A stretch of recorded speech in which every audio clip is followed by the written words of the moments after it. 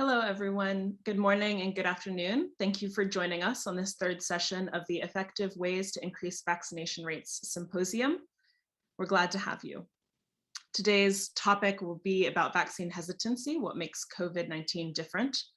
And I'm going to start with a quick Zoom note. We do welcome audience participation today, and we would welcome your questions of the panelists. We ask that you please type your questions into the question and answer box, which is located at the bottom of your Zoom screen.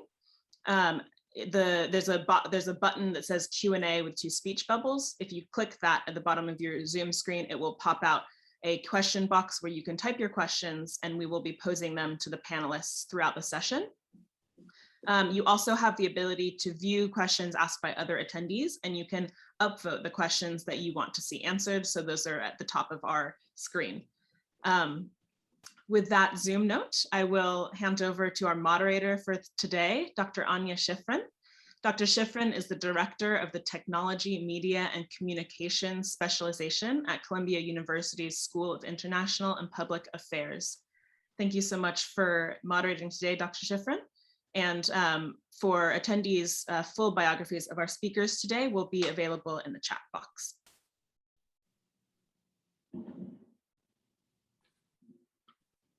Well, I'd like to welcome everybody to this really important symposium with a number of global experts on a question that I think has really perplexed and vexed so many of us, which is the question of vaccine hesitancy, including the role of disinformation, general nervousness, uncertainty about science, which we've seen in varying degrees around the world.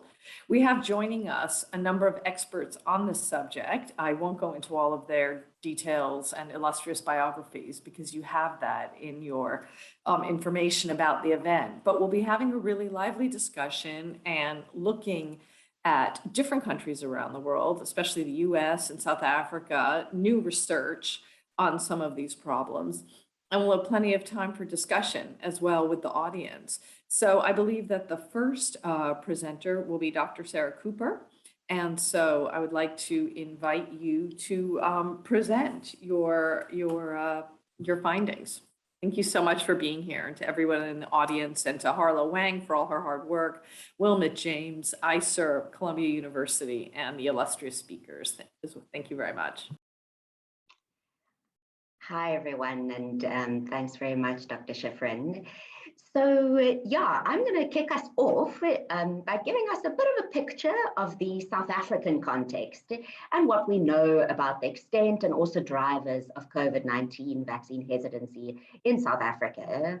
And specifically here, some of the similarities, but also contrasts with hesitancy for other vaccines and vaccine hesitancy more generally. Just to emphasize at this point that when I'm talking about vaccine hesitancy, I'm referring really to the diverse group of people with varying levels of doubt, uncertainty, indecision, mistrust about vaccines. So I think it is important to distinguish, and we'll probably talk more about this in our discussions, people who are hesitant towards vaccines as opposed to kind of anti-vaccines or anti-science, which Peter will be giving us a lecture on later. But I think obviously the spectrum is a lot more porous with these groups, but I think making that distinction is important to understand. So what do we know about the extent of COVID-19 vaccine hesitancy in South Africa? So two large nationally representative surveys have recently been conducted, and they found that more than 7 in 10 adults in South Africa have either been vaccinated or would like to be vaccinated. So in some sense, that's cause to be optimistic, particularly because both surveys really reveal the kind of general upward trend over the last 6 months or so in COVID-19 vaccine acceptance. But that said, just less than 1/3 of the adult population in South Africa is thought to be hesitant towards these vaccines. And so strategies to address vaccine hesitancy and sustain acceptance in the country is definitely needed. So what do we know about some of the reasons for COVID-19 vaccine hesitancy in South Africa? So I think there are aspects about COVID-19 vaccines, and the context of the pandemic in South Africa that have definitely given rise to certain unique kind of concerns and hesitancies. So, for example, one of the most consistent findings across research is that people have considerable concerns about the safety and effectiveness of the vaccines.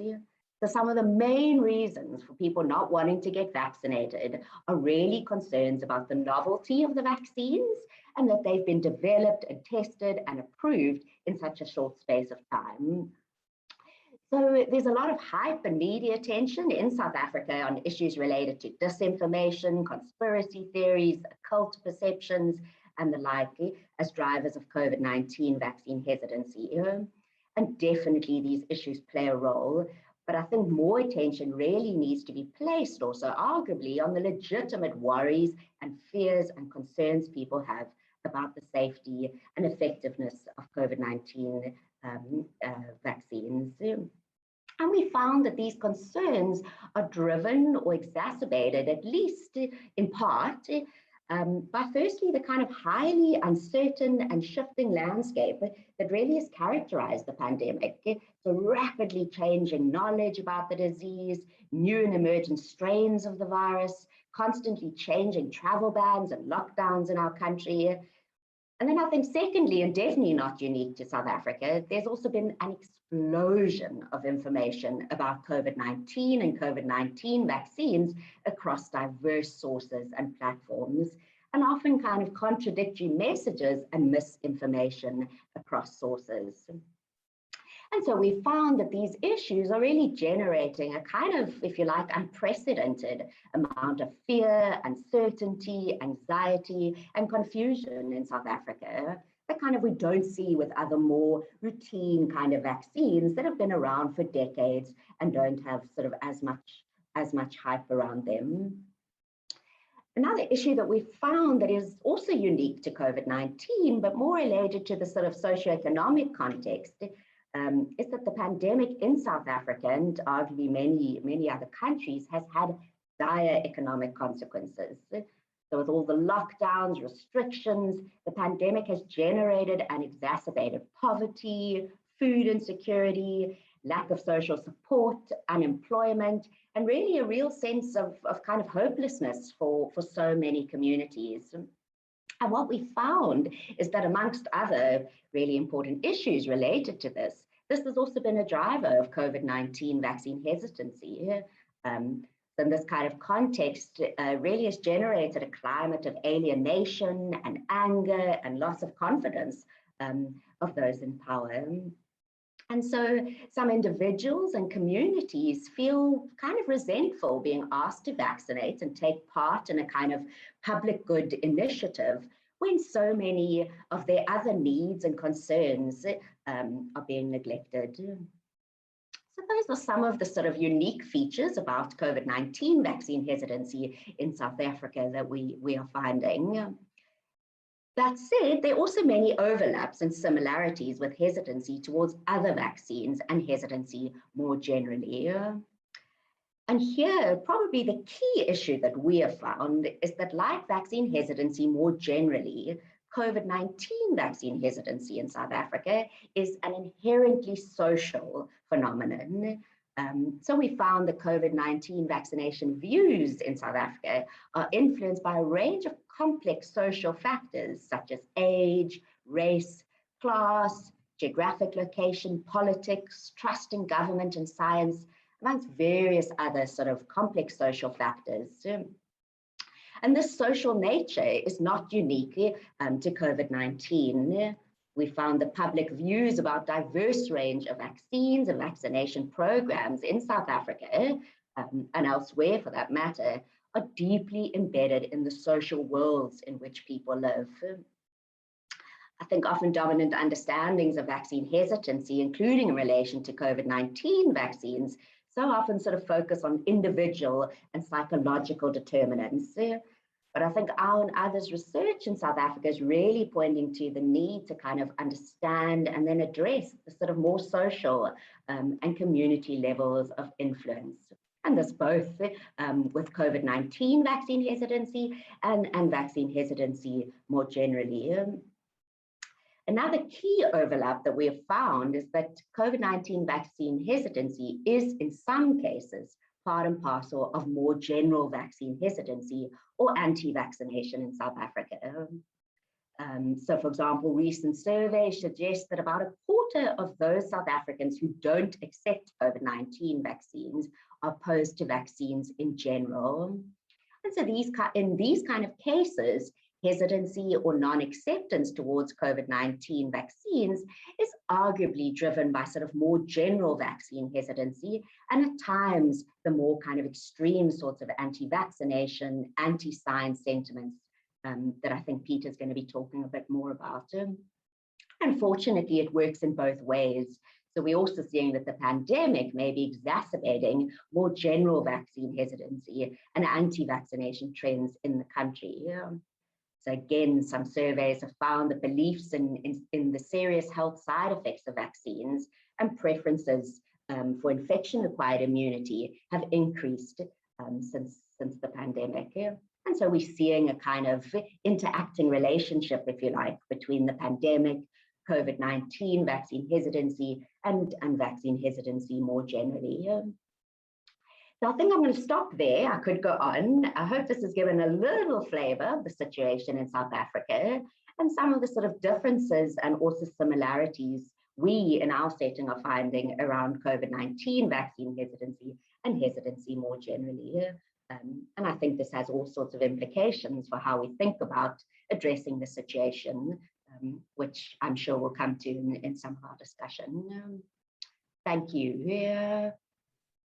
Thank you, Dr. Cooper. I've already noted down a few questions that I have for you that I hope we'll have time to get to later. I'm really interested in some of the specifics of what you're talking about, including the social context, more details, and also the observable differences across, that you referred to in different communities.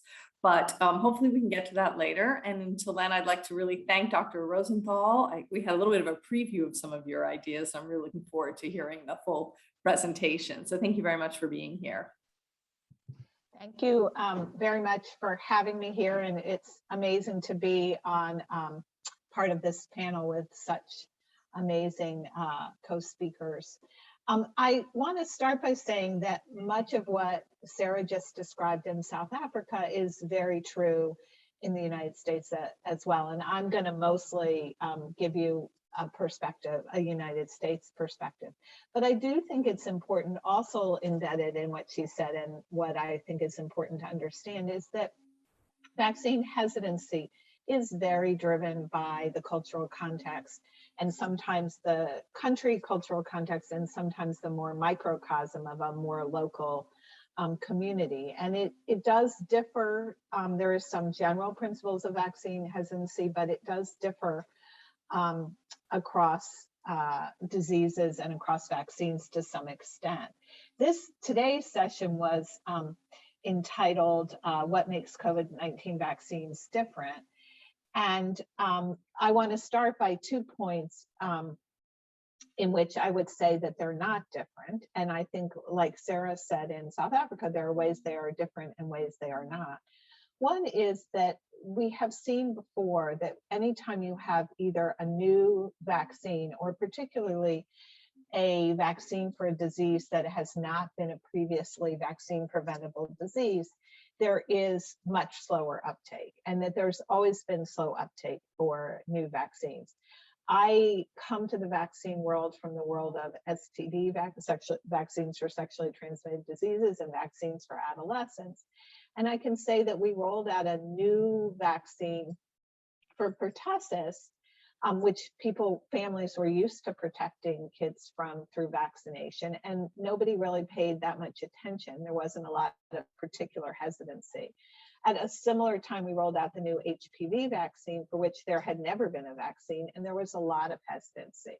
So some of the vaccines is the technology seems new to people, and it's not a disease that has been previously vaccine preventable because we weren't previously worried about it. The issue, and I think Peter Hotez will talk more about this later, but the issue of people sort of twisting information or politicizing information has long existed. And I used to, when I talked a lot about HPV vaccine hesitancy, I love to put up this newspaper article that's headline, its title was parents balk at, it was either the HPV vaccine or the STD vaccine, and then went on to quote a paper in which the majority of parents said they would be thrilled to get their kid an HPV vaccine. So people took, I mean, in that case, they kept the information in the article factual, but they completely drew an unusual conclusion from it. So I think that's not new either.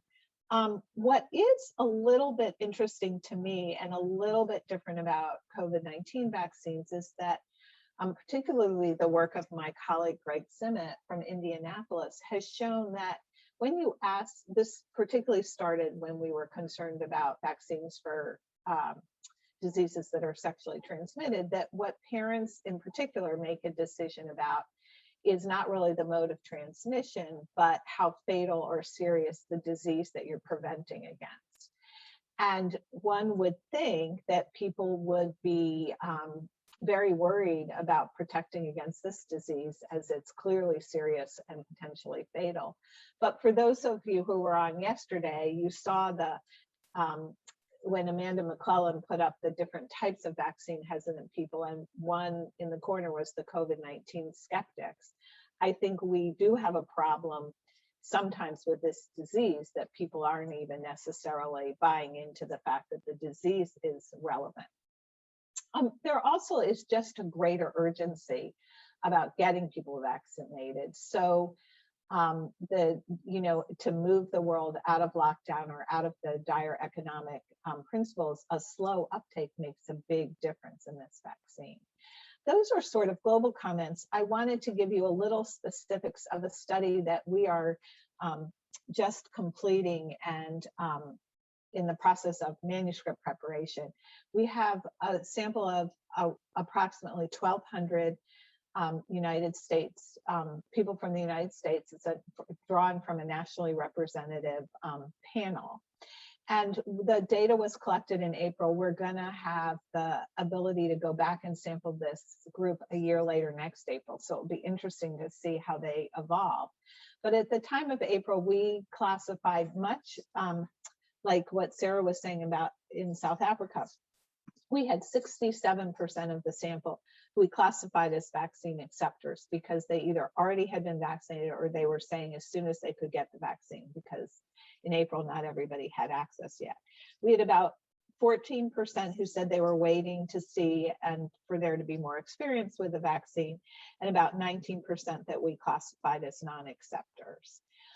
When you put in all of the potential variables that you might put in to predict, pretty much everything predicted wait and see and non-acceptors against acceptors, politics, region of the country, as well as attitudes, previous experience with the flu vaccine. But when you put them all in the model at one time, the demographic characteristics all dropped out, and you were left with having someone, the one demographic characteristic that stayed was having someone in the household, potentially yourself, who was over 65 and having previously had a flu vaccine, which I think speaks to Sarah's point about general vaccine attitudes. But it was really your attitudes. It was your attitudes about the vaccine, and it was your attitudes about the benefits of getting vaccinated.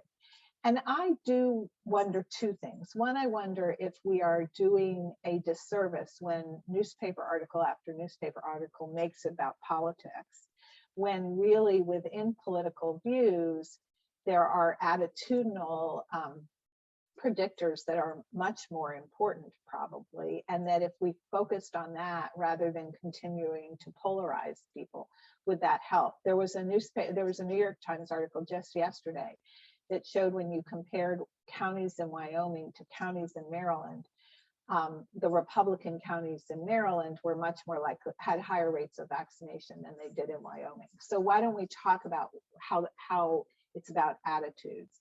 and misinformation. The other thing that I've wondered is, to what extent do people get information and then make a vaccine decision versus make a vaccine decision and then look for information that confirms what they want to do?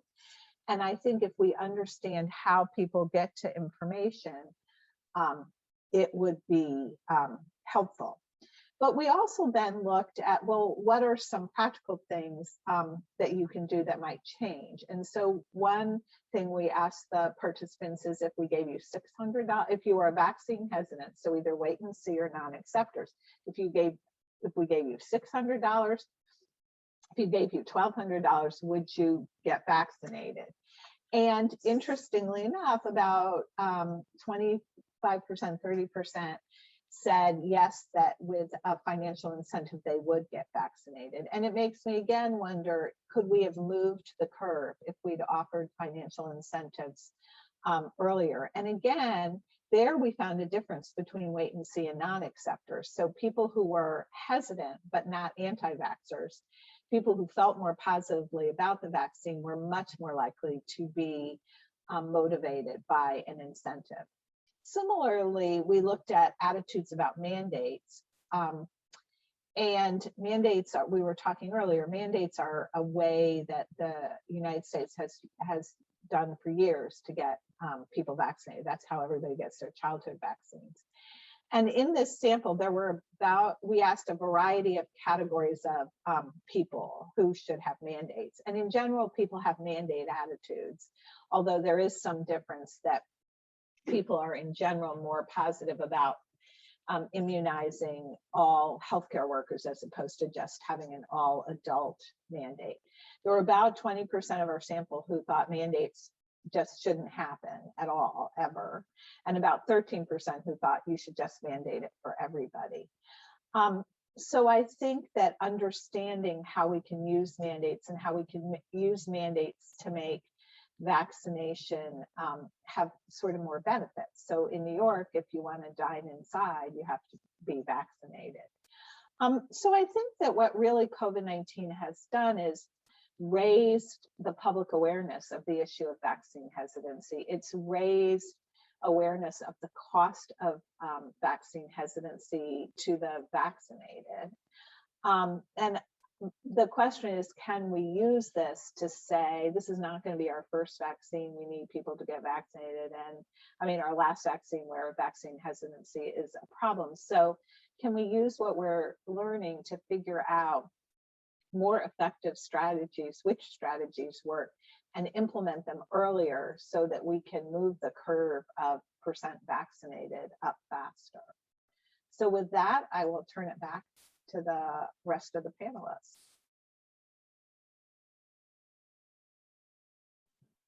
That was extremely interesting, and also raised a bunch of really, really interesting questions that I don't know if Dr. Stavros Nicolaou is now with us, or if I should actually use this time to maybe ask a couple questions. Oh no, here you are. Great. All right. Well, then I won't ask anything now. Just lead straight into your presentation. Thank you very much, Dr. Nicolaou. Great. Anya, thanks very much. And firstly, let me thank Professor James for the invitation. And let me also thank the fellow panelists.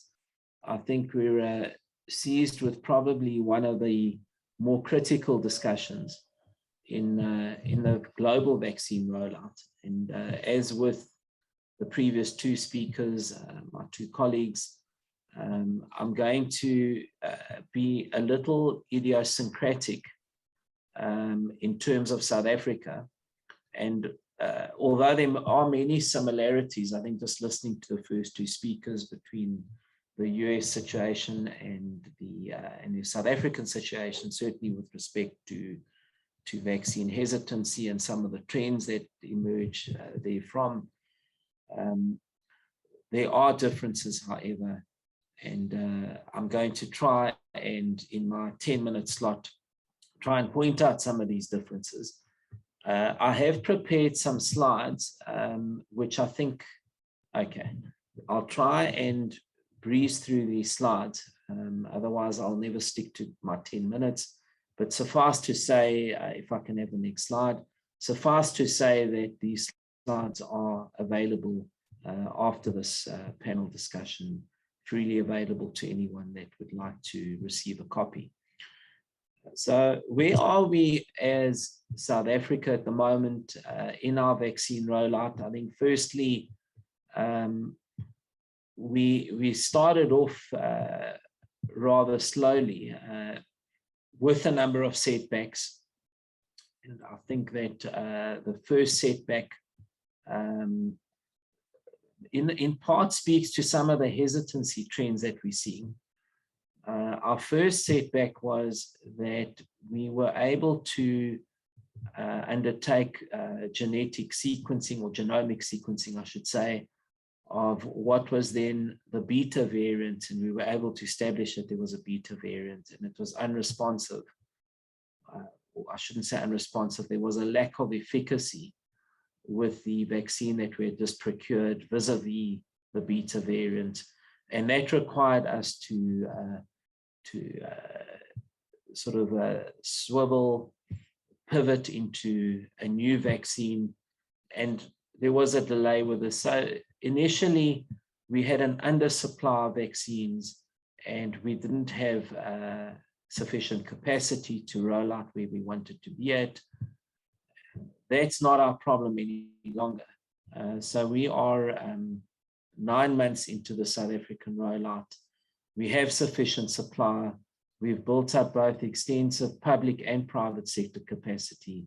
The problem we are experiencing now is demand generation. So people aren't coming forward to be vaccinated. And if I can get a little more granular on the picture, our target is to vaccinate 28 million people living in our country, not only citizens, because we're vaccinating everyone, including migrants. So the objective is to vaccinate 28 million by the end of December, which is 3 months away.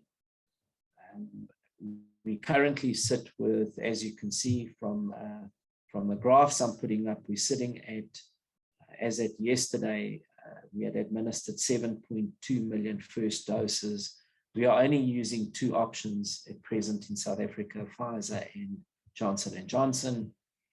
And to get to the target, we are going to have to administer 1.8 million doses a week.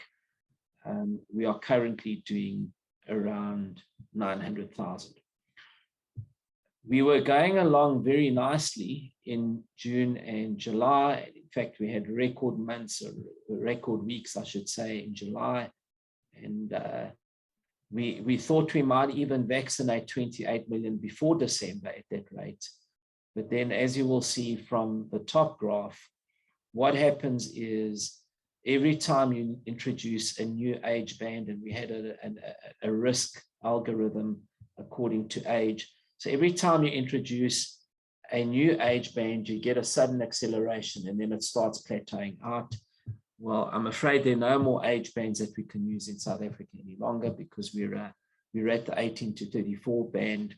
We can use Pfizer for 12 to 17-year-olds, and it's something we're contemplating as a country at the moment. But suffice to say, we have reached an uncomfortable steady state, and we do need to kick on from here. Next slide, please. Okay, so what have we identified as some of the barriers to increasing demand? There are 5. Let me be brief, in no particular order. In fact, the biggest sort of segment of the population that is not stepping forward is the population that belongs to the vaccine apathetic. So we are seeing a high degree of vaccine apathy vis-a-vis vaccine hesitancy or anti-vaxxers. The anti-vaxxers, which is on the left, sort of the left side of this graph, sorry, of the slide, the anti-vaxxers number around 13% of the population, there or thereabouts. So we've got more of a vaccine apathy issue to deal with. So these are people that, if given the right information, If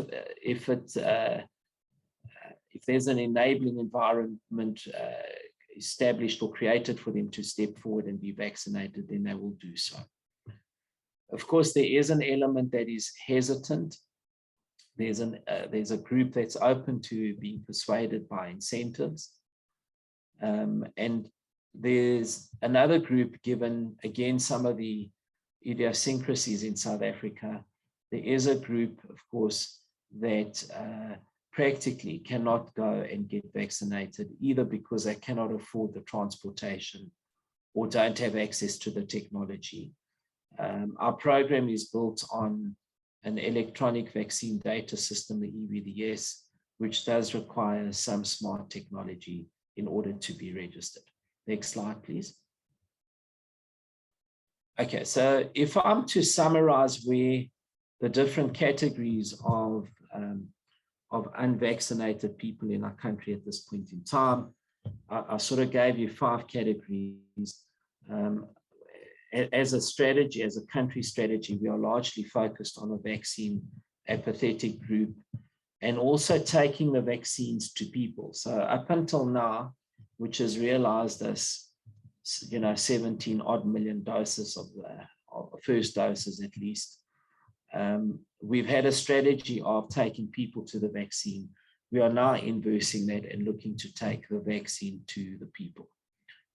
So some of the initiatives, because I am speaking here as a business person, that organized business and corporates like Aspen Pharmacare, which I represent here today, some of the strategies that we are looking at to drive demand includes active on-site education or vaccine literacy programs. The typical things that Sarah spoke about as to why people are reluctant to step forward. The things like, is it safe? Does it cause infertility? The clinical trials were performed typically. All the standard things that you hear can be addressed in these target audiences through active vaccine literacy programs. Then we are using corporate brands to promote vaccinations. There's some very strong corporate brands. So debunking the myths with a corporate brand that gets circulated to a catchment area target audience is particularly successful. And then, of course, getting leaders to step up and lead by example. And these are leaders across all facets of society. Of course, looking at assisting employees with things like transport and their families as well, incidentally. Providing time off for people to go and get vaccinated. Making the processes a lot easier. In other words, mobile clinics. So the corporate pharmacies, which are probably not too dissimilar to the United States. I remember speaking to Jeff Zients a few months ago, and he was saying that the Biden administration overwhelmed the problem, or the virus, I should say, and the corporate pharmacies played a significant role in that. It's very similar in South Africa. So these corporate pharmacies have got mobile clinics that arrive at employer group sites and vaccinate employees en masse, over a couple of days. But of course, there are still vaccine hesitant people, even within these employer groups, and incentives, things like prizes are being used. We are very much in the mode of trying to persuade first before we fully engage mandatory vaccinations in South Africa. Although I've been looking at some interesting statistics out of France. When France went mandatory, the number of administered vaccines a day doubled. We are not quite at that stage yet in South Africa. This weekend, we have what we call a Vuma weekend. It's going to be led by the president. This is a weekend of a number of events, non-super spreader events, I must add, that are all aimed at improving vaccine literacy, at giving information to those that are unvaccinated on how they can more seamlessly receive a vaccine.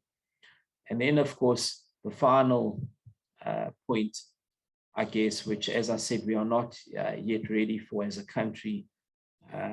There's a declaratory order that is being sought, and there are various legal opinions, human rights opinions, etc. But we haven't quite coalesced all of these yet. But we might have to, down the line, I suppose, engage more robustly with a mandatory vaccination policy. Next slide, please. Okay, so let me give you a sense of kind of how we're approaching this, and I very specifically set out the 5 different groupings that constitute the unvaccinated population.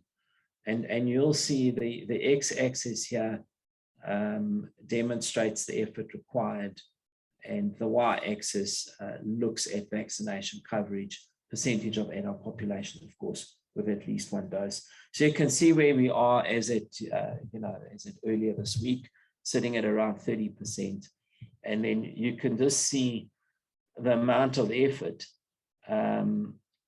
which is the sort of pinkish graph on the right-hand side, or the pinkish tab, I should say. You can see the level of effort that's going to be required to get to that 70%, which is 28 million people in our country. So let me try and unpack that a little more in the next slide, if I can. Okay. So these are what some of the surveys, and I've referenced these surveys at the bottom in the footnote. These are what some of the surveys are showing us. I said earlier that the anti-vaxxers are around 13%. So this survey is showing that 14% absolutely won't do. 6% need persuasion. 4% need more certainty. So the more numbers you get under the belt, the more likely you are to address that group. 10% need a good nudge, but will eventually get over the line. And interestingly, 64% will likely line up for vaccination if they have the information and the know-how.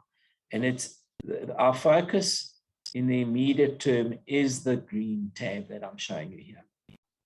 And part of solving the problem here is, given again the demographics of South Africa, the idiosyncrasies I've been speaking about, or really the idiosyncratic demographics, which are unlike many other countries in the world, getting the vaccine to people or arranging transportation for people to get to a vaccination site is what's going to get you to realize full vaccination of that 64%. And of course, vaccinating these 64%, you can see where that takes you in terms of the overall coverage versus the 70% target. Sorry, next slide, I'm almost done. Okay, I'm going to, in the interest of time, skip this one. If I could go to the next, please.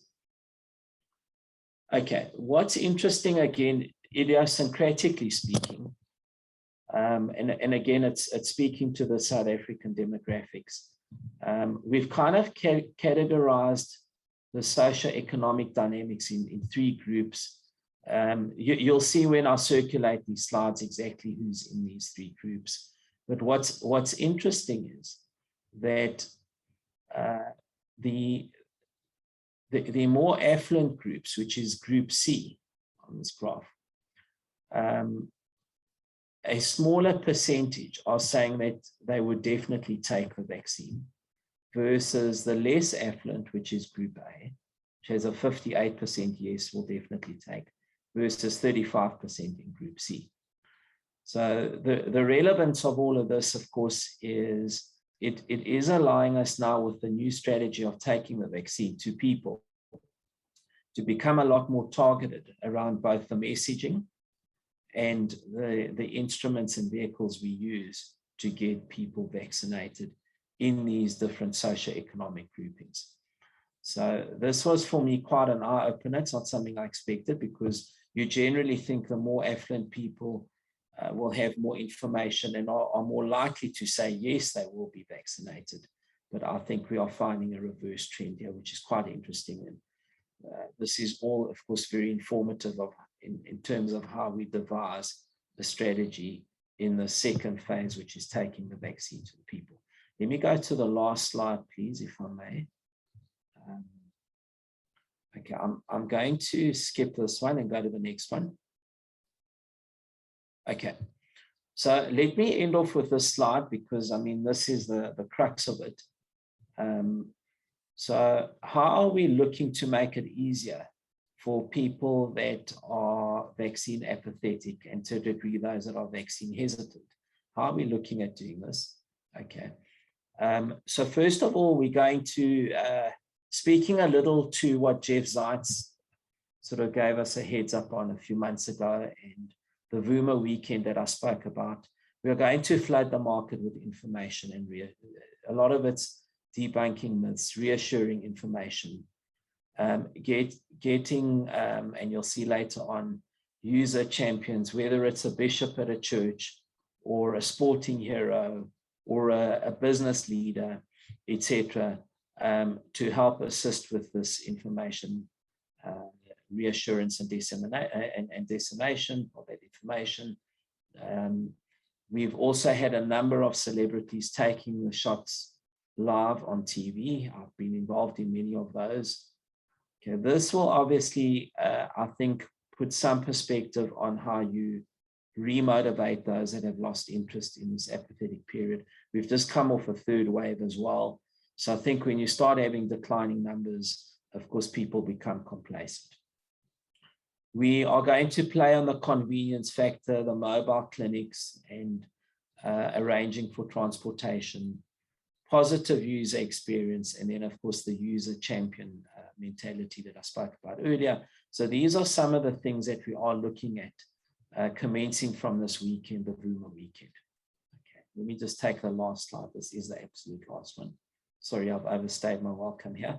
Okay, so in summary, to accelerate demand in response to largely vaccine apathy and to some degree vaccine hesitancy, we're looking at public leadership, clear and unambiguous communication, media and marketing campaign platforms, various platforms that are community specific. So radio is big in many communities still. So it's been about specific and segmenting the market properly. Social mobilization, and then of course, incentives as the final step to having to go mandatory. I think inevitably we might have to look at mandatory as a country because there will be that segment of a population, around 20% or so, 20-25%, that despite all the efforts and all the innovation will still not go and get vaccinated. So hopefully I've given you a glimpse of where we are, South Africa, sort of where we are in our program, our rollout program, of course, what some of the challenges are that we are facing and how we are intent on addressing these in the next 3 months. My concluding remarks would be, of course, that there is no more important economic recovery plan than vaccinating significant parts of the nation as swiftly as possible. The same applies to South Africa. And of course, aside from all the obvious, one of the more compelling reasons why you want to get as many people vaccinated as quickly as possible is so that we can break the chain of transmission, reduce the number of variants. You know, God forbid we go down to an Omega variant. Because one of these days we're going to get a variant that's not responsive to the current suite of vaccines, and then it's going to set us back significantly. So there's very good reasons why we all need to go out there and get vaccinated, and hopefully I've conveyed some of those in the South African picture through these slides. Thanks very much. It's been a great pleasure. Dr. Nicolau, thank you so much. That was really detailed. And in some ways, it slightly cheered me up because it sounds like the 14% is the really hardcore anti-vax, less persuadable. So that seems doable in a way. That seems good. And I also thought, obviously, since I work on media and communications, I thought that the information about media consumption was really interesting as well. And certainly, as you imply, it really suggests that radio and TV public service messaging is going to be incredibly important. in the efforts. So really interesting path forward.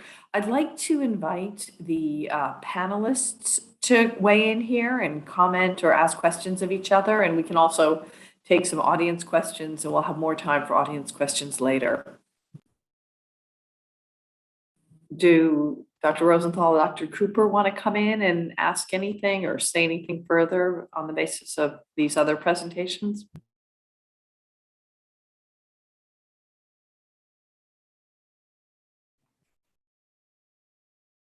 Yeah, I think, I mean, I can step in. I don't know if there are any questions coming from the audience. I think for me, it's been just reflecting on kind of that we're in very different contexts, South Africa and the US, but Dr. Rosenthal's presentation and really is clear that there's a lot of similarities and differences, I think, across contexts, but also a lot of similarities. I think it's kind of holding for me that the kind of the unique and the general that seems to be happening with vaccine hesitancy here. Yeah, thanks. Dr. Rosenthal, did you want to come in before I ask Dr. Cooper some questions?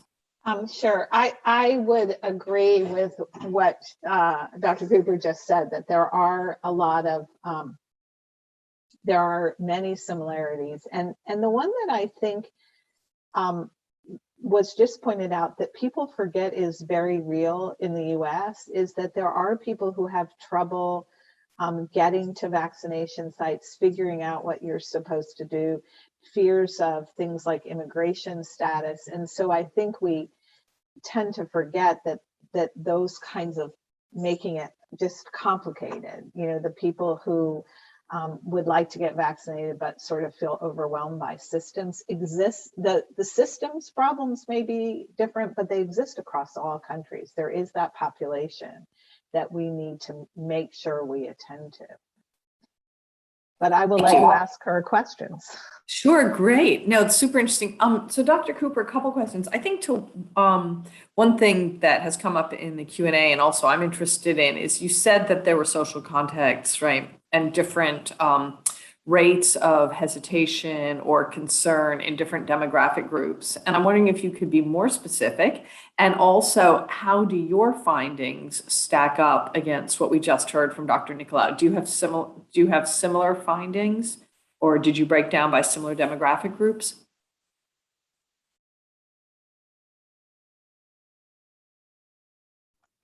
Sorry, on mute.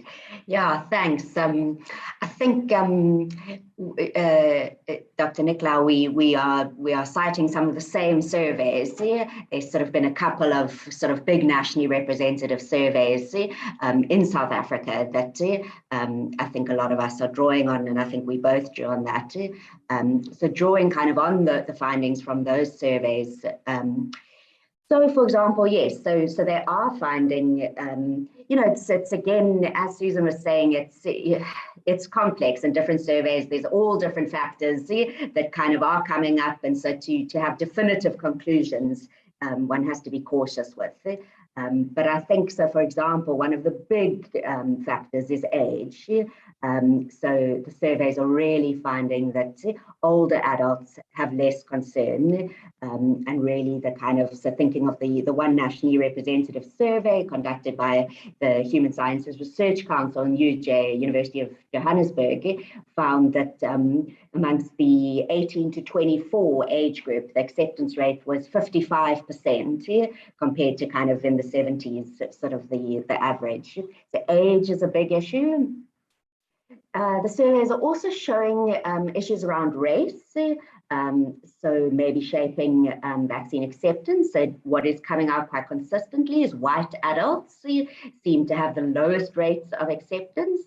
So again, the survey that I mentioned found, what was it, acceptance rates of about 52% amongst white adults. Again, much lower than the kind of the national average. Political factors are also coming out as an issue. So particularly political discontentment or disillusionment. So people who have positive attitudes towards government generally and its handling of COVID-19 in particular were more likely to accept the COVID-19 vaccination, and similarly kind of not trusting government capability in ensuring vaccines are safe and effective, and believing that politics plays too much of a role, again, was sort of associated with reduced acceptance. Some stuff also coming out around urbanicity, so people in more urban suburbs being less accepting, more accepting than in more rural areas. So those are some of the kind of social factors, if you like, and stratifications that are being found with the surveys. Yeah. I hope that sort of answers your question. Yeah. Yeah, absolutely. And then there was another question from the audience, which is, what about religious leaders and their congregates? I know we heard a little bit about, influencers and the important impact that they have. Yeah, absolutely. I think it's massive, both in my own qualitative, I do mainly qualitative research, and in the survey research that's coming out, just a massive influence that religious leaders, traditional healers, influencers in the community have on vaccination views.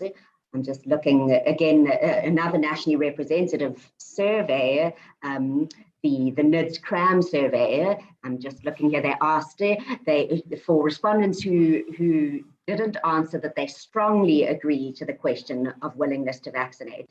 They then asked whether they'd be willing to vaccinate if a trusted community leader were vaccinated and remained healthy. And 54% of this group of respondents actually said yes.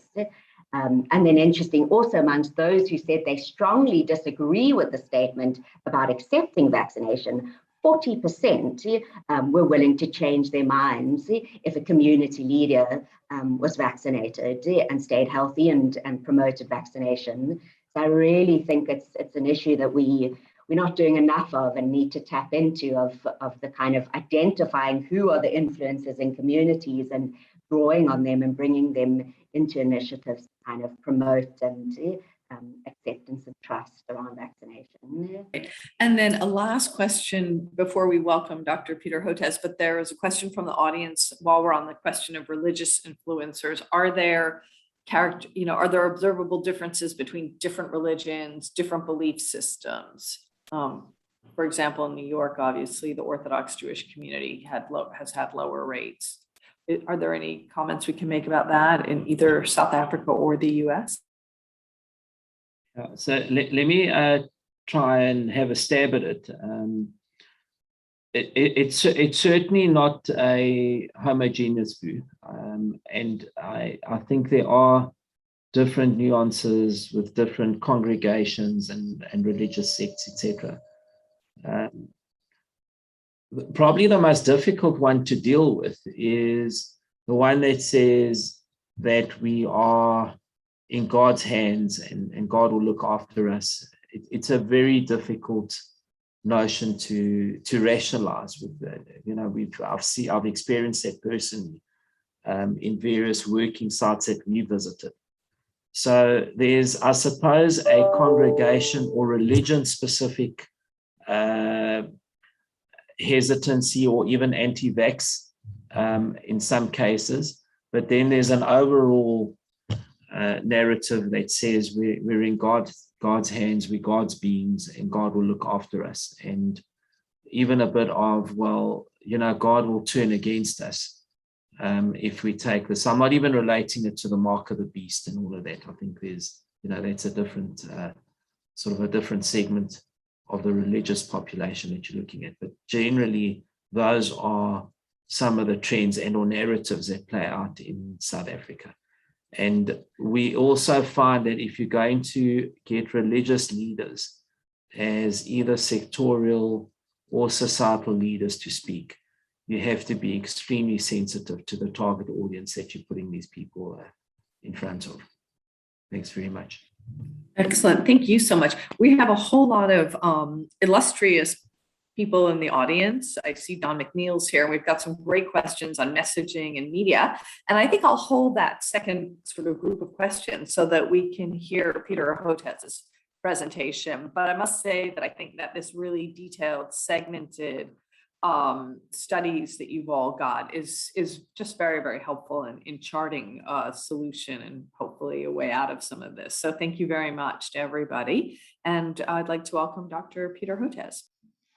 Well, thanks so much. It's a real honor to be here with this very distinguished group, and looking forward to a very interesting discussion. Let me speak for a few minutes, kind of give an overview of where I see this headed, particularly in the United States, because I think it does, it does have this unique flavor compared to the rest of the world. There are some commonalities, of course, but there's some quite big differences as well. Just a couple of minutes on who I am. I'm a vaccine scientist and based here in Texas, where we develop recombinant protein vaccines for parasitic diseases. I'm an academic. I'm a professor of pediatrics and molecular virology, and also dean of the School of Tropical Medicine. But I also co-head the Center for Vaccine Development at Texas Children's Hospital with my science partner for the last 20 years, Dr. Mary Elena Batazzi.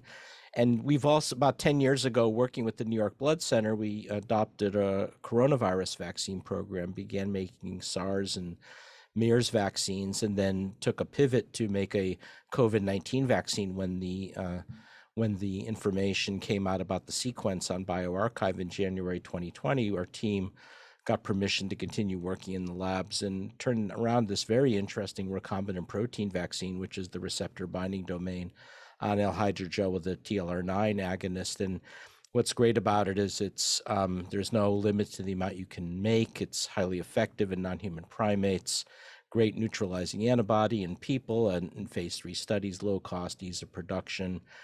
And now we've technology transferred this to Biological E in India and Biopharma in Indonesia. And we're hoping this can be a vaccine specifically for low and middle income countries. And Biological E is now producing 100 million doses a month under the name of Corbevax. They're one of the big producers. And the hope is that it'll be released for emergency use listing next month. So we hope we can fill that terrible global health equity gap when it comes to COVID-19 vaccines. The other hat I wear is combating anti-science, and this is my latest book called Preventing the Next Pandemic, Vaccine Diplomacy in a Time of Anti-Science. And a lot of it was written before COVID that looks at, this rise and in what I don't even call misinformation anymore, or even disinformation. I call it anti-science aggression, because it's become such a killer force, especially in the US, where we've had more than 100,000 deaths since May, despite the availability of safe and effective vaccines. And so I've been arguing this is a force that's as potent as global terrorism or nuclear proliferation or cyber attacks, even more so, because anti-science has killed so many more Americans than all of those things combined. And I got into this in a very interesting way because I'm the parent of 4 adult kids, including Rachel, who has autism and intellectual disabilities. And a few years ago, I wrote the book, Vaccines Did Not Cause Rachel's Autism, which made me, public enemy number 1 or 2 against anti-vaccine groups here in the United States. And unfortunately, by default, I became an expert in this. So thought I would just briefly tell the story of the anti-vaccine movement in the US. And historically, it goes back since colonial times, but in its modern form, it started taking off in the late 1990s, early 2000s, after the Wakefield paper, of course, claimed that the measles, mumps, rubella vaccine, because of the measles component, could replicate in the colon and cause what was then called pervasive developmental disorder, now called autism. And the paper was retracted by the journal editors, but not till 2010. So that 12-year period really gave a lot of momentum for the anti-vaccine groups to take off. And in the United States, it's gone through different iterations. None of them have ever gone away. They just continue and pile on top of each other. So the first iteration was claiming that vaccines cause autism. Then there was this politicization, which I want to talk about, starting in around 2015, 2014, 2015. And now the US has exported this as a globalized movement, unfortunately. So let's go through briefly 1.0, 2.0, and 3.0, and then we could take some questions. So the 1.0, claiming vaccines cause autism, in itself has changed over the years. It started with claims that the MMR vaccine caused autism, the measles, mumps, rubella vaccine, and there was an enormous amount of activity from the scientific community to conduct large cohort studies showing that kids who get the MMR vaccine are no more likely to get autism than kids who don't. And these were studied, a lot of these studies were conducted in the Nordic countries of Europe as well. And then also that kids who are on the autism spectrum are no more likely to have gotten MMR than kids not. And we thought that was the end of it. But then we got into this, whether you call it whack-a-mole or moving the goalpost, each time the scientific community respond, the anti-vaccine groups would switch up their assertions. Then it became thimerosal preservative, and then spacing vaccines, and then it became alum in vaccines. And each time we would respond, but then things would be switched up. And then in some cases, it even moved away from autism, claiming that the HPV vaccine for cervical cancer and other cancers caused infertility or autoimmunity. And if that sounds familiar for COVID-19 vaccines, that's the other thing the anti-vaccine groups are doing. They copy paste the old assertions that worked for them in this very Pyrrhic way in the past, and then copy paste it onto COVID-19 vaccines. And of course, I got involved because of Rachel, who's 28 and has autism and intellectual disabilities, and wrote this book, Vaccines Do Not Cause Rachel's Autism, to do a deep dive into the evidence showing that there's no link between vaccines and autism, but also what autism is and how it begins in early fetal brain development. And I tell the story about how my wife Ann and I did whole exome sequencing on Rachel and the two of us to identify if Rachel has an autism gene, and we were able to do that. And of course, for that, the anti-vaccine groups really poured their venom out on our family, calling me the OG villain, which I had to look up, the original gangster villain, as they know me. And what whole exome sequencing is to take the 1 to 2% of the genome that encodes the proteins, and then get the sequences. And Rachel's gene, which is a neuronal spectrin, a non-red cell spectrin, was just published in the American Journal of Medical Genetics. And it's different, but quite similar to the other 100 genes recently published by the Broad Institute at Harvard, MIT, all of them expressed in the cortex, expressed in early fetal brain development, regulating gene expression or neuronal communication and excitatory inhibitory lineages, many involved in synaptic communications, and like Rachel's gene, involved in the neuronal cytoskeleton. So the point is there's an alternative narrative out there of what autism is, to get past the fake vaccine assertions.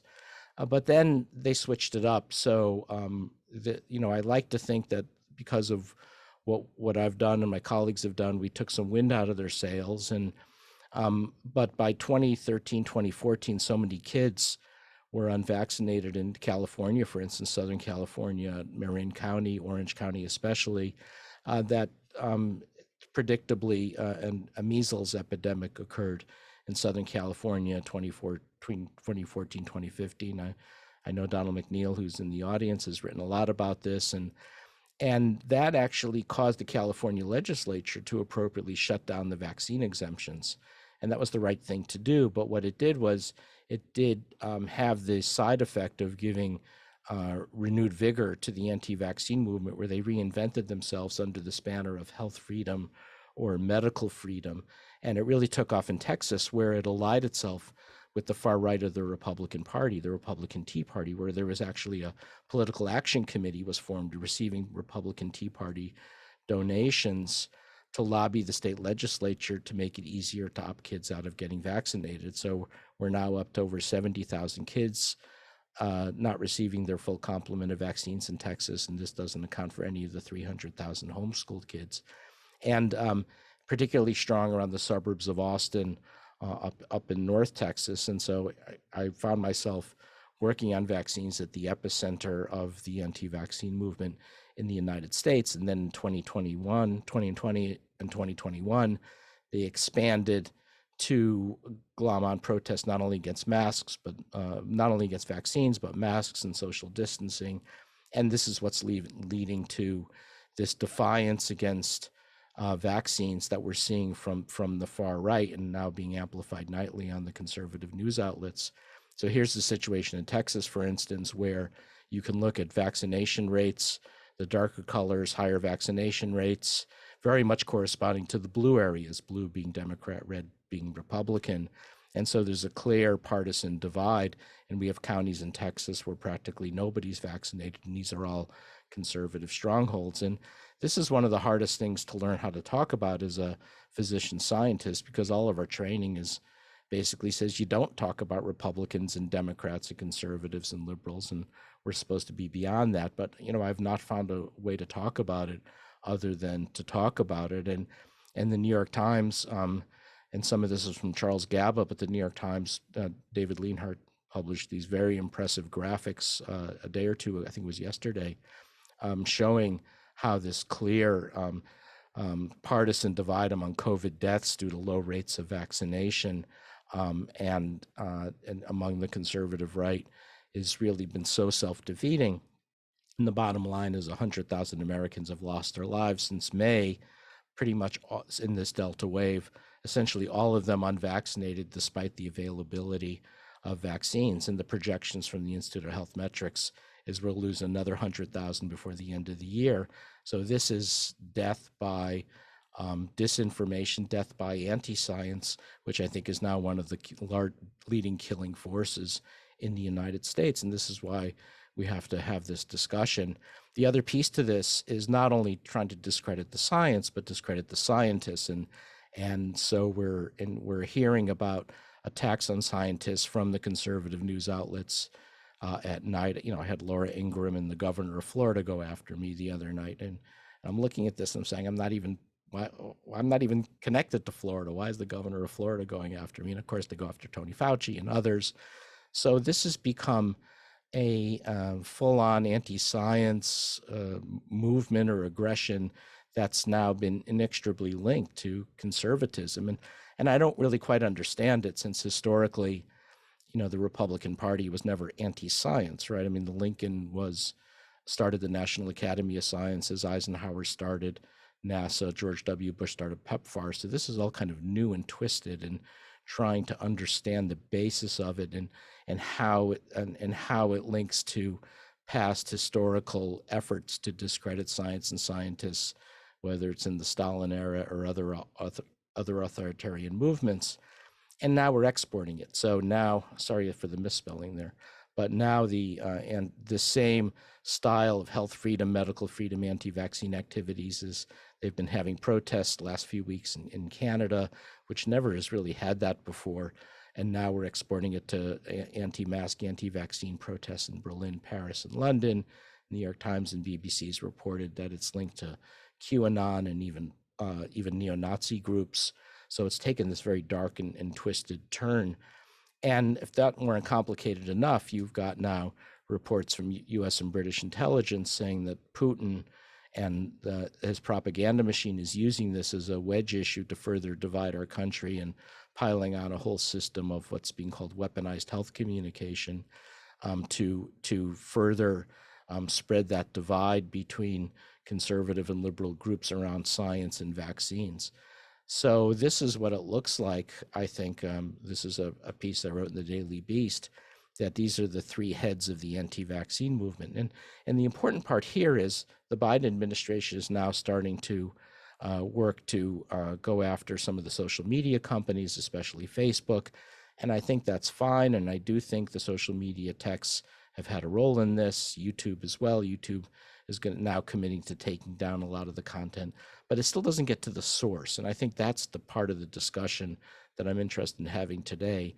The fact that I've identified these three major sources, the far right-wing extremism and the political action committees now becoming mainstream across the GOP, the role of state actors, especially the Russian government, and then, of course, the Center for Countering Digital Hate. And it's amazing we have to have a Center for Countering Digital Hate, has identified 12 anti-vaccine groups that they call the Disinformation Dozen that these are non-governmental organizations that have up to 60 million followers. And I see this as the triple-headed monster that's really threatening us. So I've been writing and speaking about how this anti-science movement is a killer going global and what to do about it.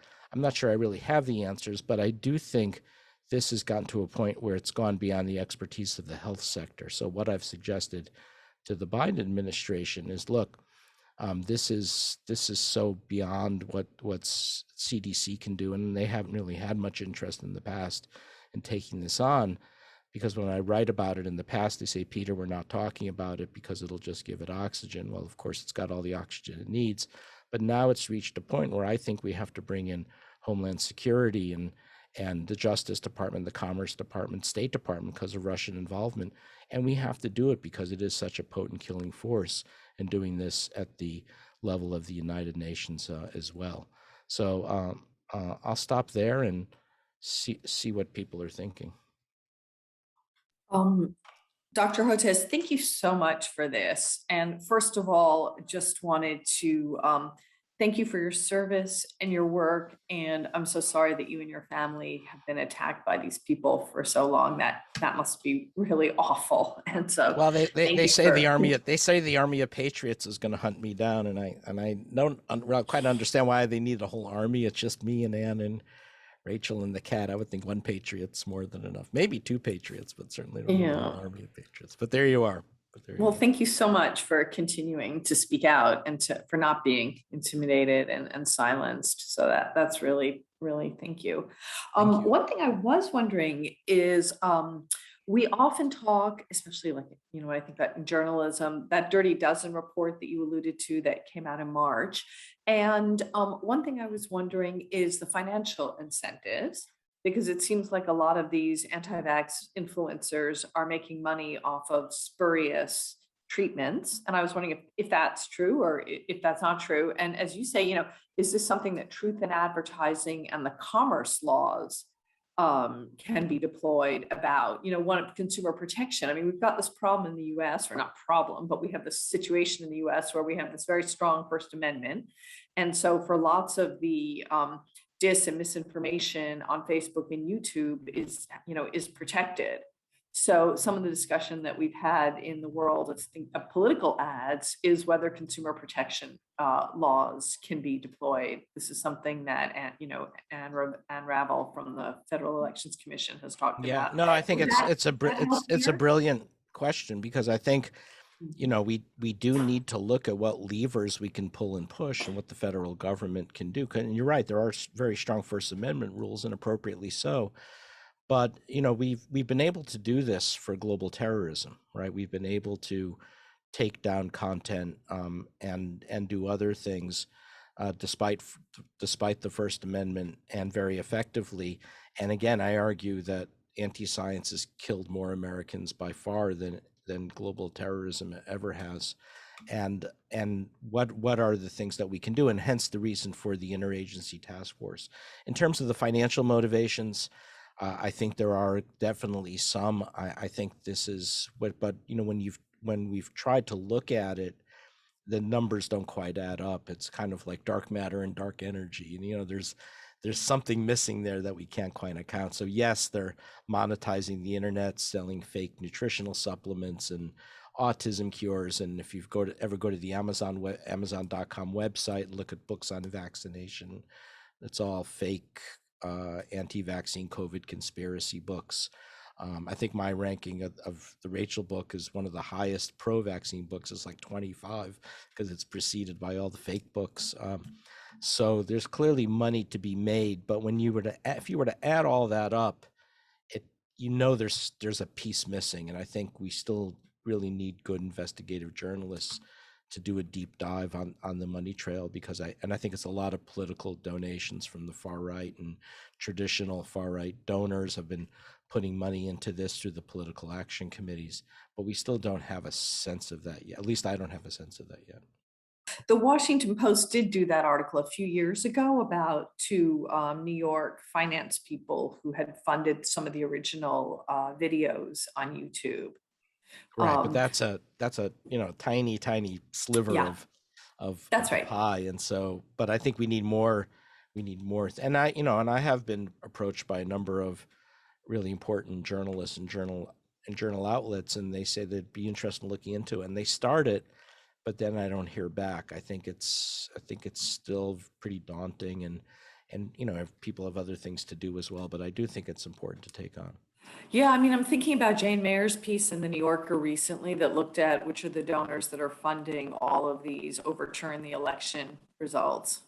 And that was and so that's it, right? So I think part of what's happened now, and again, I think it started in 2015, is that somehow the anti-vaccine, anti-science piece of this got incorporated into the Stop the Steal, into all of these far right tenets, and this is what I try to do, and why I'm still trying to reach out to conservative groups. I was on Newsmax this morning, for instance, and with the idea that trying to make the statement, do what you're going to do, but this is not your fight here. To somehow uncouple the anti-science, anti-vaccine aggressions from conservatism, take it out of the Fox News anchors and everything else. But I think this is the toughest thing, one of the toughest challenges that I've had. And yes, we can deplatform the disinformation and we should, but we still have this link to people tying their identity to as allegiance to the far right, as being belonging to this tribe, as not getting vaccinated. And that's the part that doesn't belong and is so obviously self-defeating and destructive for themselves and their families. I totally agree. I'm just going to share a personal experience I had. I was at a conference about 3 weeks ago, and it was a very small table, and they put Lindsey Graham and Senator Barroso from Wyoming there at the table. And so I sat next to Senator Barroso from Wyoming, and he was just sort of on autopilot. And he began telling me how he's a doctor and he believes in the vaccines, and his family all got vaccinated on January 4th. And he goes on TV all the time and he tells people it's your choice. And I just kept quiet, and he worked himself up into a lather, and he started ranting at me. And finally, I just said, well, by the way, since you're so pro-vaccine, I'm really interested, what do you think of the people in your party that are going around criticizing vaccines? And he started shouting at me and saying, this is not my problem. I'm a very high-ranking senator. Why would you expect me to call up, some little mayor in some small town or some congresswoman I don't even know? Why would you expect me to call her up and tell her to stop doing this? And then he said, and would you tell someone at Columbia if you disagreed with what they were saying? Would you speak out? And, I very mildly said, actually, yes. If I had a colleague at Columbia, who I thought was killing people, I would say something. There isn't this leadership. There isn't this leadership in the Congress. I mean, if you look at that horror show, the CPAC conference, right, where they said, one congressman said, first they're going to vaccinate you and take your guns away and your Bibles away. Obviously it sounds ridiculous to us, but there's millions of people who accept that. And where was the outrage at that? Or another member of Congress said, vaccines are nothing more than an instrument of power and control. Where was the reprimand in Congress? Where was the censure in Congress? Because it is killing so many Americans. Or, you had Senator Johnson get up there and host a roundtable of people who've had bad reactions to vaccines, tone deaf to and deliberately discounting all of the lives that have been saved as a consequence of vaccines, or Senator Rand Paul and all of his ridiculousness. So, and that's where we need the leadership in the Senate and the House to do this. And then our red state governors, when we have Ron DeSantis going after a medical school professor at Baylor College of Medicine, and Laura Ingraham. I mean, where is the outrage? And I think this is so dangerous to our country, this attack on science and scientists. And for me to understand it better, I found Anne Applebaum's book very helpful about authoritarian control.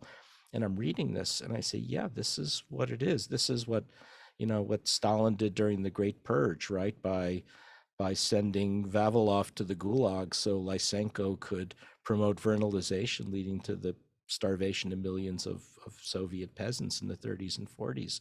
Now, it's obviously it's not at that scale, but it's still a pretty significant scale. And this is the modus operandi we've seen of authoritarian regimes. This is what Bolsonaro's been doing in Brazil. It's what Orbán's been doing in Hungary, and you know, and I listened to myself talking, and why is a medical school professor talking about Bolsonaro and Orbán and authoritarian control and leanings? And this is what I've felt I've had to do to save lives and to be able to get our arms around this anti-science aggression and understand it in order to start chipping away at it. And it's very tough to do as a medical professor, because, you know, your expectation is you write your grants and your papers and you do your science, and I do that, but trying to understand this other stuff, there's no other space for it, it seems, that where people are willing to take it on. Certainly not many like myself who've been the first-hand targets of all this. It's really distressing. I mean, I only got berated by a senator for a dinner. I can't even imagine the years that you've had to put up with. It's very, very distressing. And I think, by the way, a lot of the journalists that are reporting on disinformation are also feeling they're attacked. All of them are attacked terribly. It's really tragic. Very browbeaten. So in a way, I feel like you've sort of answered the question from Hassan Mohammed of should we respond to anti-vax misinformation? It sounds like your answer is yes, we should, but that they keep changing the goalposts. So responding helps a bit, but doesn't really. Well, again, it's not about, you know, for instance, everyone said, you know, as soon as the Pfizer vaccine is no longer emergency use listed and it gets approved, everyone's going to get vaccinated, because they're all saying they're waiting for that. Well, I knew it wasn't true, because yes, there's a canon of about a dozen or so fake talking points, and then they'll just switch up to one or the other. So it's less about countering the specific pieces of disinformation, which I do all the time, and more about really understanding the source and how we launch that counteroffensive. And that's why I get all the threats about the Army of Patriots, because that they see is very threatening, and I can understand why they think that. But we do need to look at this in a more definitive way and take it down at its source. And we have to do it. We have to stop saying that we're just going to ignore it, it's going to go away, and we're not going to call attention to it. And my evidence for that is 2,000 American lives every day, despite the availability of vaccines. No, I'm a great believer in taking it down at the source. Absolutely. I see that Stavros Nicolau has a hand up, so it sounds like you want to come in. Please do. Right. Thanks, Anya. And Peter, good to hear you again. And absolutely. Thanks for all your work. Thanks for all your work, Stavros. It's incredible. It pales into insignificance when compared to what you're doing. And I always marvel at your ability to combine history and the learnings of history and medicine. Right? It's certainly unique, and it's much appreciated. I wanted to pick up on one or two thematics, and they'll partly respond to some of the questions in the chat group. The first is, we are, as I indicated earlier here in South Africa, we don't have the political polarization, I think, that you're seeing in the US. Do we hear about the conservatives and what the impact is on the rollout? Yeah, we certainly do, but we don't have this degree of political polarization. We do have a West versus East agenda playing out with respect to the different vaccine options. South Africa is only using Pfizer and J&J at this point in time, and there is a narrative that plays out that saying we're favoring the West, and the rhetoric against Sputnik 5, for example, is a Western agenda. So we have that to contend with, and it does cause some degree of anti-vax, not significant, but there certainly is some element of it. So I guess where I wanted to go to, Peter, is more around the use of rewarding positive behavior and incentives, and how effective you might see that being with people that are either vaccine hesitant or even, dare I say it, anti-vaxxers. it looks like globally the world's getting to a position where to travel and earn a living, you're going to have to demonstrate that you were vaccinated or have a vaccine passport or certificate, whatever the case might be. I was interested to hear your views on that and whether you might think that it could make some inroads into the anti-vaxxers. Yeah, I do think the mandates are having some effect, especially here in the United States. The problem here in the U.S. is the federal government mandates around the military, the Veterans Administration. There are limits to federal power.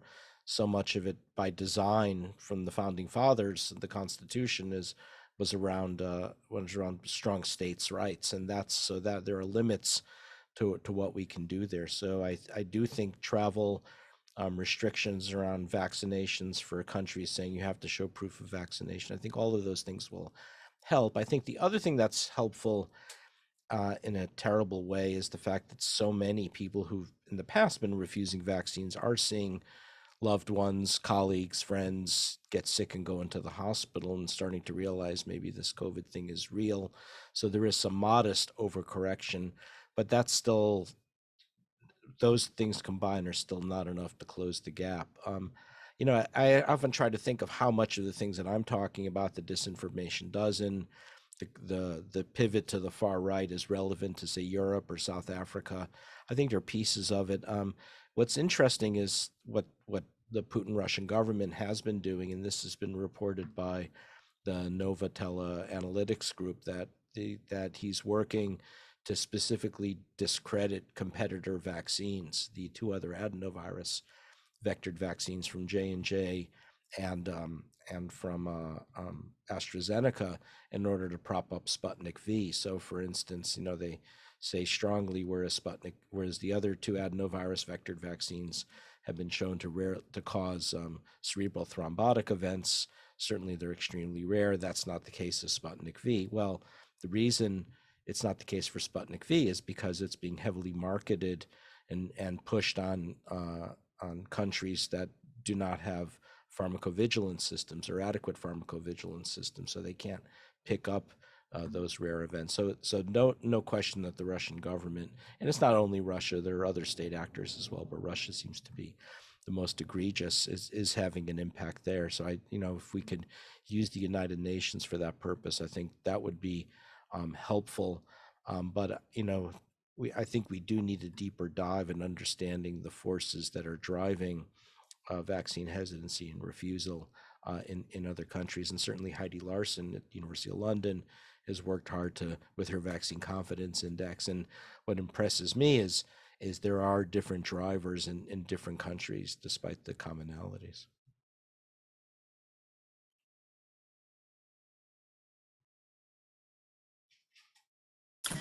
I just put into the chat, I just saw a headline that YouTube is going to clamp down further on vaccine disinformation.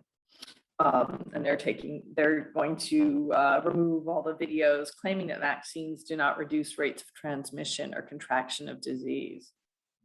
Yeah, Be interesting to see. Yeah, if they're able I saw that. I think that's great. The Washington Post reported it this morning. Yeah. And that will certainly help. How comprehensive that will be is hard to say. I've often recommended that the social media companies hire a chief scientific officer who understands the science so they can really more effectively tear down that information.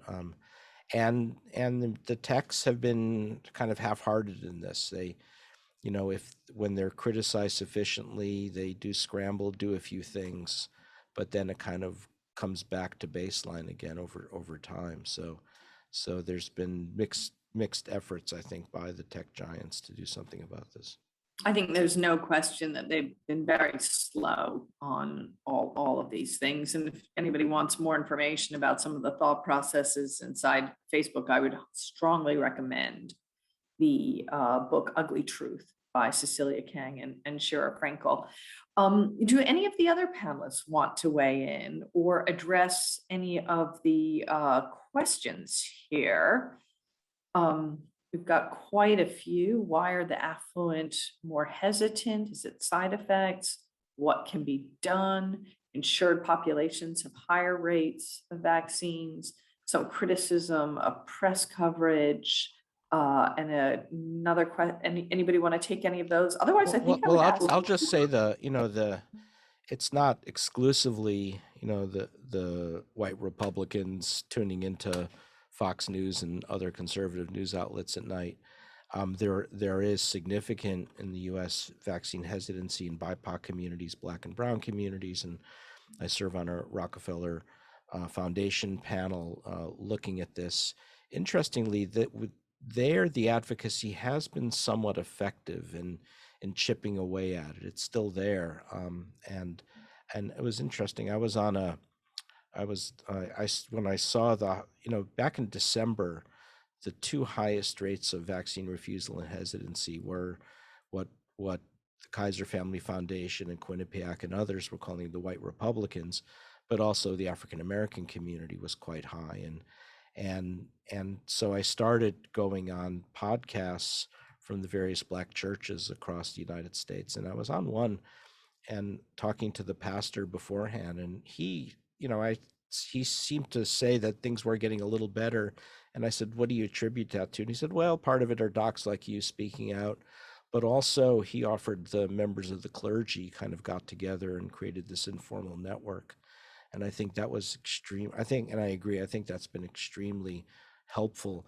But the other piece that I point out is, some members of the disinformation does and have been specifically targeting Black and Brown communities. There's this horrible documentary out there that I saw the trailer of. It's, what it does is it shows people of color getting their Pfizer BioNTech vaccine, and then it flips over to grainy images of Tuskegee experimentation in the 50s and 60s, and of course equates that. And that it's hard to know what the reach of that is, but from I do think it's had a pretty detrimental impact. So this is another piece to the anti-vaccine movement, how they tend to target specific groups. And it started with the Somali immigrant community in 2017. The leaders of the anti-vaccine movement went to town hall meetings up in the Twin Cities of Minnesota, convinced them that vaccines cause autism, and basically generated a terrible measles epidemic that landed 21 kids in the hospital. And then they were very aggressive in working on the Orthodox Jewish community in New York. And I remember talking to Donald about that back in 2018, 2019, and causing pretty serious measles epidemics. And you usually see measles first because it's the most transmissible of the viruses in Brooklyn and New Jersey and New York. And then you started to see pre-pandemic in 2019, they began targeting the African American community. They held what they called the Harlem Vaccine Forums, which I think were very damaging. They even had one in the Riverside Church. I know Dr. James knows this very well, right next to Columbia University, which, was one of the iconic churches in the history of the civil rights movement. Reverend Sloan Kaufman and, held an anti-vaccine rally there.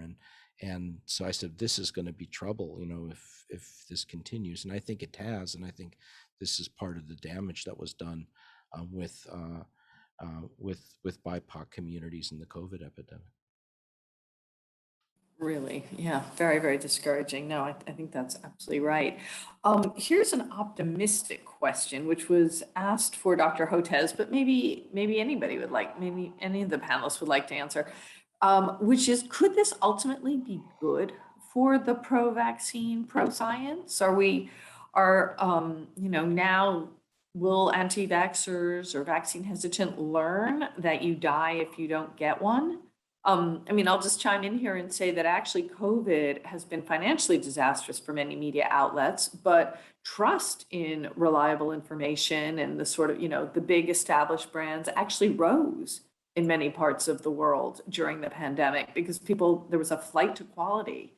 And so audiences for quality information also rose. Is there any way, anybody want to weigh in, Dr. Hotez or anyone else? Could this be good? Will this really drive home the importance of science? Well, I'll say in the U.S. I'm worried. I'll just say one thing briefly, which is that with the epidemic, there was a disruption in routine vaccinations for kids, and there was a steep drop in MMR vaccination, HPV vaccination, and now it's slowly coming back up, but it hasn't reached anything close to baseline yet. And my worry is that there will be spillover from the anti-vaccine groups that'll prevent us from getting to baseline. So I'm kind of holding my breath, see what happens next winter, spring, because historically that's when you saw measles outbreaks in North America, whether we could see measles epidemics again. So I mean, I think it's mixed. I am worried about getting back to baseline with childhood vaccinations because of all the anti-vaccine aggression. On the other hand, we have seen that American people have been hearing from physicians and scientists on the cable news outlets and in the media more than they ever have before, and they generally like what they hear. So maybe there'll be some counterbalance to that. Anybody else want to weigh in? I see Dr. Rosenthal and Dr. Cooper have their cameras on. I wasn't sure. Yes, Dr. Cooper, I see your hand up. Yeah, thanks. And thanks, Dr. Hurt. It's just such an interesting presentation and just very disconcerting to hear what you're saying and worrying when you talk about the globalization of this and kind of what to come in our own context. Yeah, I sort of feel at this point we're not there yet. We kind of, our big focus is more on kind of what I spoke about, as sort of more of the hesitancy and uncertainties and concerns, but that sort of middle people. But yeah, what I was going to say about the positive spin, if you like, but again, this is a slightly different sort of in our context. I don't know what this, if it's what it's doing for the anti-vaccination, the anti-vaxxers here, which definitely there is. But some of the positive, I mean, we are finding that sort of discussions that were previously confined to the medical community and scientific community are now being widely more discussed in the public, and definitely all the challenges that come with this and the disinformation. But we also find in certain spaces a kind of opening with public engagement and dialogue around science and scientific evidence. I think there are opportunities there. I think, again, also slightly a different issue in our context, but we're also finding in some sense that the pandemic could also fuel demand for vaccination and kind of social mobilization or advocacy. So for example, in South Africa, a few months ago, we saw the emergence of the People's Vaccine Campaign, which really made a call for action and was endorsed by hundreds of civil societies, and sort of really kind of pressure cooker, putting pressure on government. But I suppose the focus there was a lot more on supply issues, so around really increasing demand and access and trying to get kind of vaccines available. So, but I think just thinking of some of the positive sides, I think we are seeing that there could be aspects of that in South Africa. Yeah, I think the other piece to this, which would be very interesting, is, I had to learn to speak to the media and, by trial and error, more error than trial, unfortunately. And I do, listening to young people, I think, their young scientists and young physicians, their commitment to public service is really at an all-time high, and they want to do this. And so they often say, okay, hey, Dr. Hotez, how do I get involved in all the public engagement that you're doing, and I want to speak to the media and make a contribution there. And the problem is, it's not, the ecosystem doesn't accommodate them very well. We don't really, at least in the United States, we're not training young physicians and scientists in public engagement or how to speak to the public. When I was getting my MD and PhD in New York in the 80s, the message was, you don't engage the public, you don't talk to journalists. That was seen as a form of self-promotion or grandstanding. And all of those attitudes were put in place before something called the internet came along. And I think the world has changed, and people should hear from scientists and want to hear from scientists, but we don't make it comfortable for people. I mean, even for instance, when I get evaluated annually, what am I asked about? I'm asked about my grants and my papers, basically. And certainly there's not even a place on my annual evaluation form for the books I've written, or much less the times I've been on CNN or MSNBC, or much less the op-ed pieces that I've written, certainly not social media. So the message we give to our young faculty in medical schools, in schools of science and technology, is you want to do that kind of stuff. You want to talk to the public. You do it at your own peril. But the message is, the offices of media and communications at most academic health centers, for instance, they don't even like their docs and scientists speaking out about social justice or combating anti-science. They want to control the message. They're looking after the institution, and by definition, therefore, they become very risk averse. And so the message is you do it at your own peril. And I know of colleagues who've lost their jobs because they've been speaking to the media and giving heartfelt assessments of the situation. So we have to sort of fix that, and changing the culture is going to take time, I think. That's absolutely right, and true of other bits of academia as well. I wonder if Dr. Rosenthal or anybody else would like to make a closing thought. Well, I just had a question actually for Dr. Hotez, and it spins off a little bit of your comment, which is, while the vaccine hesitant and some of the anti-vaxxers, are very associated with being conservative, Republican, blah, blah, blah. There are a number of conservative Republicans who have in fact gotten vaccinated. And in order for me to feel optimistic, I guess, I think we have to give them their voice, and why aren't they outraged at their friends and colleagues? And why aren't they mobilizing to say, I can have these political views, or I can live in this part of the country, but this is different? And they're very quiet. Yeah, well, or they're just like what Anya said, right? They'll say they got vaccinated. They recommend you get vaccinated, but it's your choice. So, and that's what people hear. It's this fake health freedom, medical freedom movement that accelerated in 2015. And of course, it's not about choice. It's about saving your lives, and that's what needs to be emphasized. Aside from the debunking all of the outright disinformation, this is not a choice. We can't afford to lose 2,000 lives per day and overwhelm our ICUs, so that if I have chest pain right now tonight and want to go to the emergency room, I'm not even sure where I go, because our Texas Medical Center is so filled with ICU patients. So it's overwhelmed the health system. It's demoralized nurses and other healthcare providers, so that they're leaving the profession in droves. It's allowed the Delta variant to rip through the southern part of the United States, because this virus will exploit populations that have large percentage of people who are unvaccinated. So it's not about choice. It's about public health and appropriate advocacy. And so, these, statements like the senator that you mentioned, they're letting down the American people, and they have to know that. Oh, I think that's absolutely right. And I was just shocked, because all of us in our own lives have been encouraging or, insisting that the people around us get vaccinated. So, yeah, it's really shocking. So before Dr. James closes us out completely, I would like to invite Stavros Nikolou, whose hand is up. You've been very patiently waiting to come in, and then we'll close out.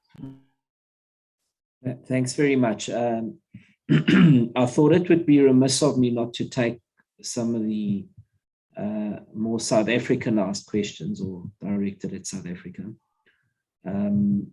I can't promise to take on all of them, but let me respond to the question around the intellectual property, because I think there's quite the IP waiver, in other words.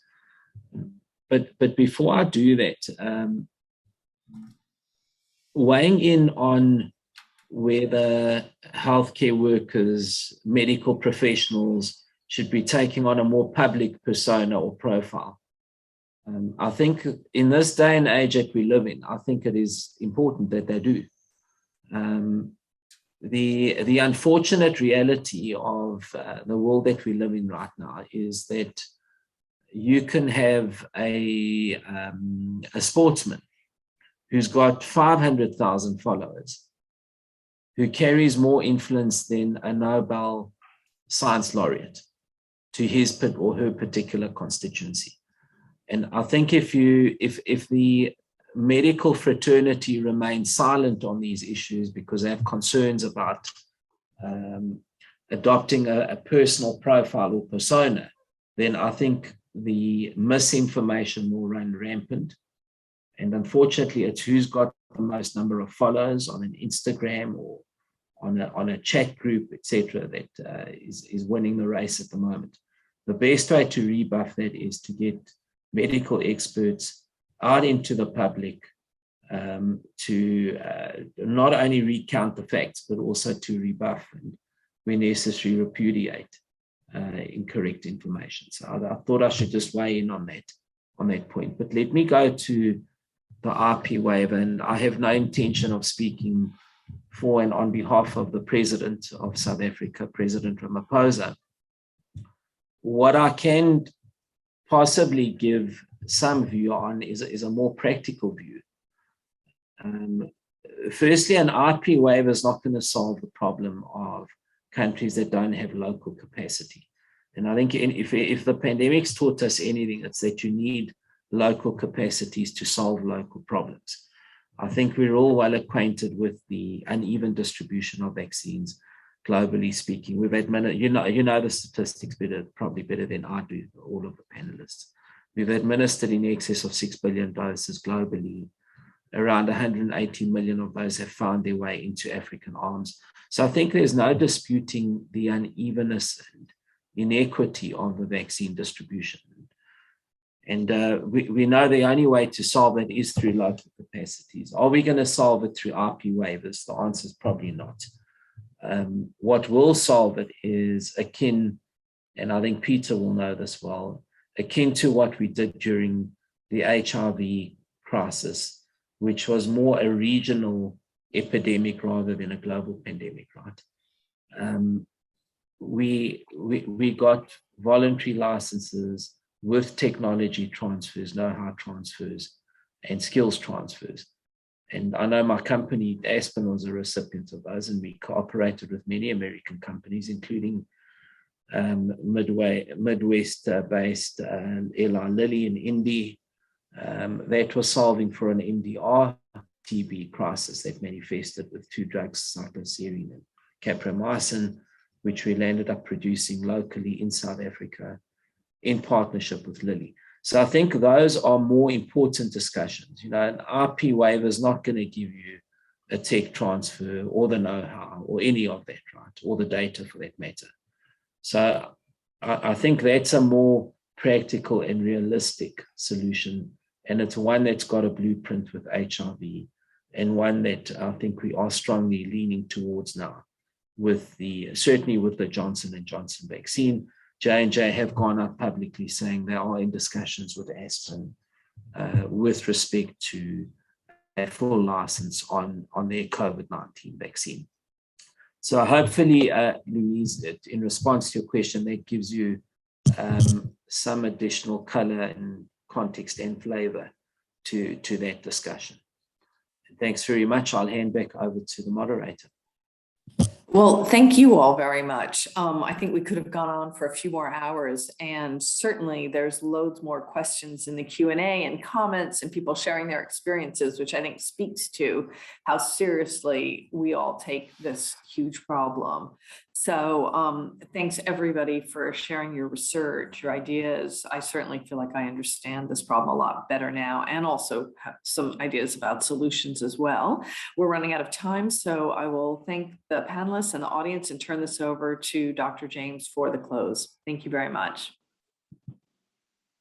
Thank you very much to Anya for her excellent moderation, and to our speakers, Susan Rosenthal, Sarah Cooper, Stavros Nikolai, and Peter Hotez. So colleagues, so this is the thing. What we're dealing with is trying to answer why it is that human beings are not behaving in a way that maximizes what we think are their best interests. And we're trying to answer that question. And to say that the definition of what's in their best interests is based on a cumulative body of information and evidence associated with medical science and with science in general. And so we've accepted that as the norm. The fact is that there are significant sections of human populations who don't think that that is persuasive enough. And so we're dealing into what are the peculiarities of human nature. And we're trying to address that question. So this is an existential problem in the world because we're dealing with a pandemic. We have to be greatly concerned about why it is that there are portions of humanity who don't believe that they should act in their own best interest, self-interest. And that's a threat to, in fact, the world as a whole and the global population. It's not a local threat. It is not a provincial threat. It is not a regional threat. It is a global threat. And unless we tackle it, we are going to compromise our future. We are going to lose the lives of people unnecessarily on a scale that is just staggering and just simply morally unacceptable. So what we heard today was a discussion about how you tackle that question of vaccine hesitancy. And let me just say by way of background that there are two things that happened that was new. It partly started with Ebola, but what happened during the COVID-19 pandemic is that we, in fact, developed a vaccine in the middle of a pandemic, which raises all manner of questions about ethics and so on and so forth. That's the one thing. And we did quite well.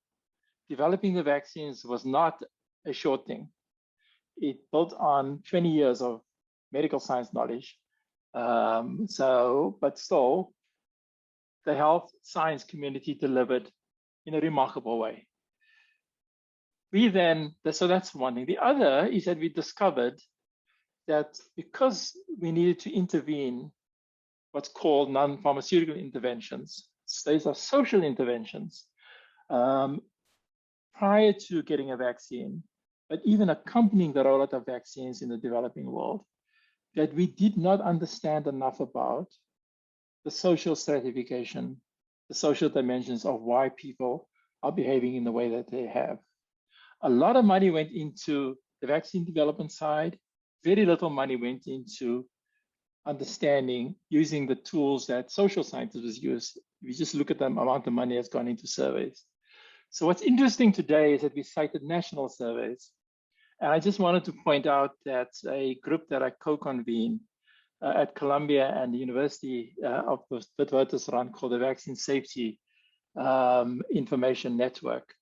We're about to introduce 2 pilot studies in South Africa and Zimbabwe to look at precisely what the local responses are to people who accept vaccinations, what that vaccination experience is, and what the safety issues is that they're experiencing along the way. Because we need to understand, not on a national level, that's a good picture, but we need to understand what the concerns of human beings are around vaccines on a local level. If you want to know in Durban what's happening in Durban, they don't really want to know what's going on in New York. And so the fact is that we need local information. And so, and we need to understand in particular how people's decision-making has been influenced. Who are those influences on a local level, in a local community? And how can we develop trust with those influences in order to spread the right message? So tomorrow, that's what we're tackling. We're looking at, today, we looked at the question of vaccine hesitancy and what makes COVID-19 vaccines in particular an issue. Tomorrow, we're dealing with the theme of who are the trusted voices in particular settings, and how are those trusted voices to be empowered and emboldened to affirm social norms about the normality of vaccinations. That's the theme. And we've got some wonderful speakers. The lecture will be given by Dr. Terero Makadzangi. Dr. Makadzangi is a physician and a Rhodes Scholar, a professor at Stanford University, most recently the head of biology at Gilead Sciences. And she has now started a medical group in her home country called the Charles River Medical Group, which is based in Harare. And so she'll be speaking. And then she'll be joined by Dr. Janan Dietrich, who's at the University of the Witwatersrand. She's leading our pilot project in South Africa for the Vaccine Information Network that we're establishing. That will be followed by Dr. Hassan Mohammed, who works in the Western Cape Department of Health. South Africa's health system delivery systems works through its 9 provinces, like education, and he's head of the Department of Health of the Western Cape, which is my home province as well.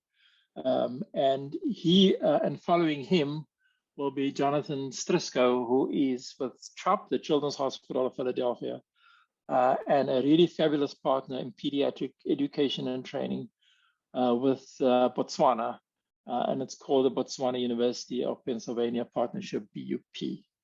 And with that, I'd like to thank everybody again. It was a fabulous session. We discussed major issues, and we want to build on that at tomorrow's session. I'd like to express my thanks to Harlow, who is a program coordinator at ISIP, who started our session today. And with that, say to you, enjoy the rest of your day. And that means the rest of the day in New York, which just started. For those of you in different time zones, enjoy your evening. And with that, thank you.